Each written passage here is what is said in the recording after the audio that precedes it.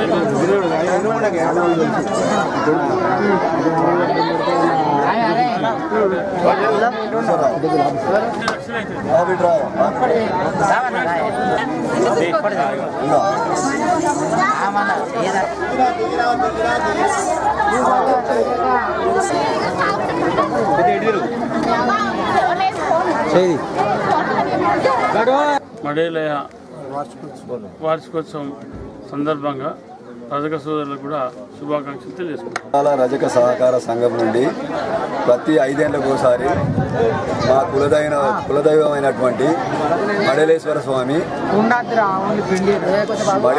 స్వామి దేవుణ్ణి ఆరాధ్య దైవం గ్రామ ప్రజలు అందరూ చల్లగా ఉండాలి, పాడి పంటలు పండాలని 5 ఏళ్లకు ఒకసారి మా మడలేశ్వర స్వామిని కొలవడం జరుగుతుంది.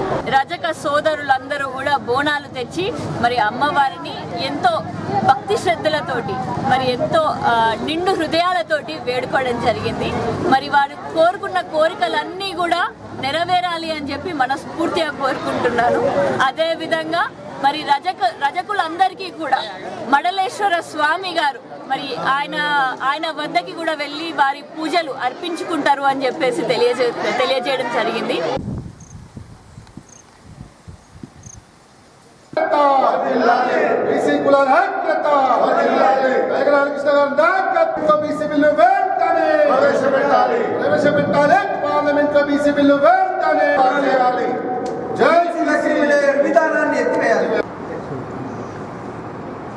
సంక్షేమ సంఘం ఆధ్వర్యంలో తెలంగాణ రాష్ట్ర నడిబొడ్డు రక్షక్ దళ్ చైర్మన్ ఉదయ్ గౌడ్ నుంచి చిత్తూరు జిల్లాలో గత 15-20 సంవత్సరాల నియోజకవర్గాల్లో కూడా మండలాన మనం సమావేశాలు ఏర్పాటు చేసి బీసీల ఐక్యత దృష్ట్యా రాబోయే కాలంలో కూడా బీసీల ఏంటంటే ఇక్కడ కులాలుగా విడిపోవడం వల్ల ప్రధాన ఐక్యత ఇన్ఛార్జిగా ఉన్నటువంటి మరి 15 హైదరాబాద్లో జరిగే బీసీల సమరభేరి కార్యక్రమాన్ని బిడ్డలు నా బీసీ బిడ్డలు ప్రజలు కావాలి. నా బీసీ బిడ్డలు నా పేరు నీలా వెంకటేష్.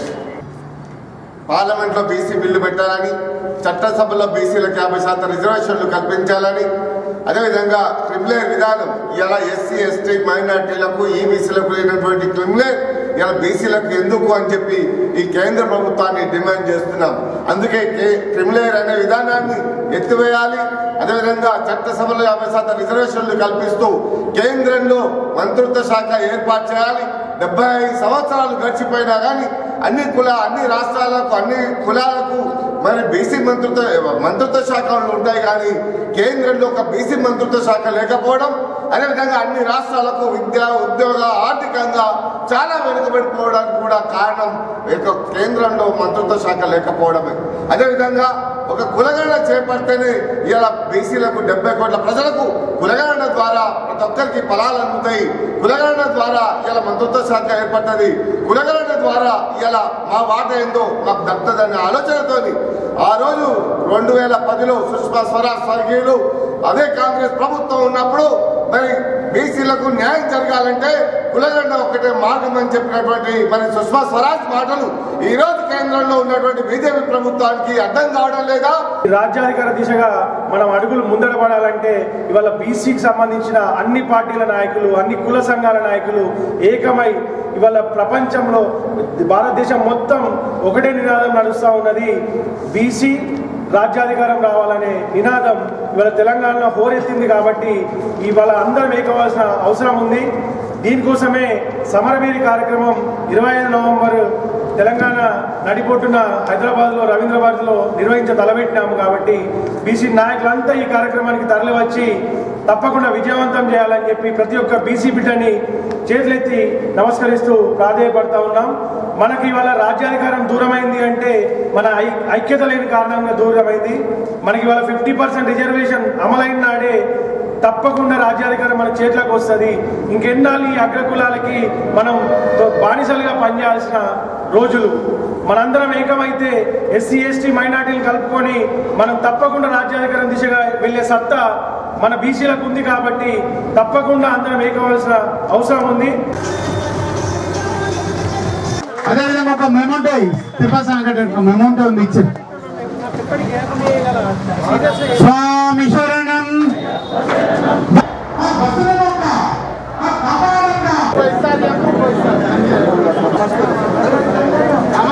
ఎమ్మంటిగా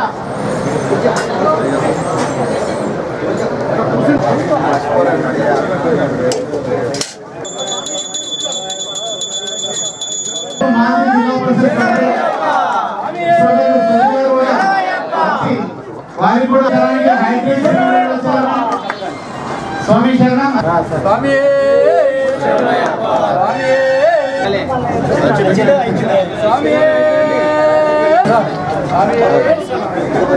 అయ్యప్ప స్వామి మాల ధరించాలి. స్వామి ఇంకా మేమంటే భాస్కర్ స్వామి చిన్నది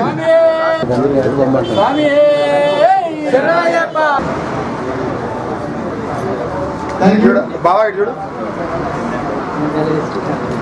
సదన్నకి గురుస్వామి వెంకటేశ్వర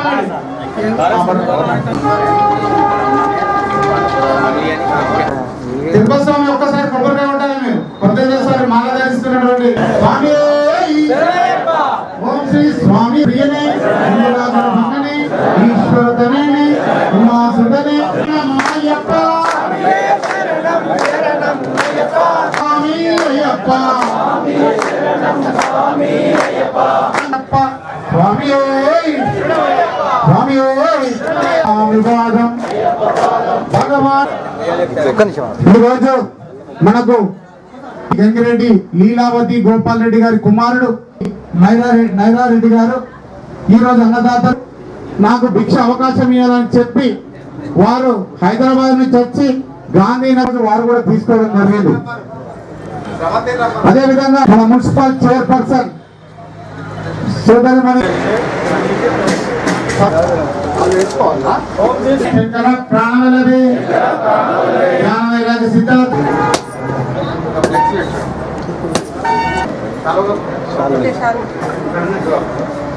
స్వామి గురుస్వామి యొక్క దివ్య ఆశీస్సుతో నడుస్తున్నటువంటి అన్నదాన కార్యక్రమానికి స్వాములు లేరా? ఇంకా మాతా స్వాములు ఎవరు లేరా? ఇటు అమ్మన్ స్వామి వాళ్ళకి సేవ చేయరు.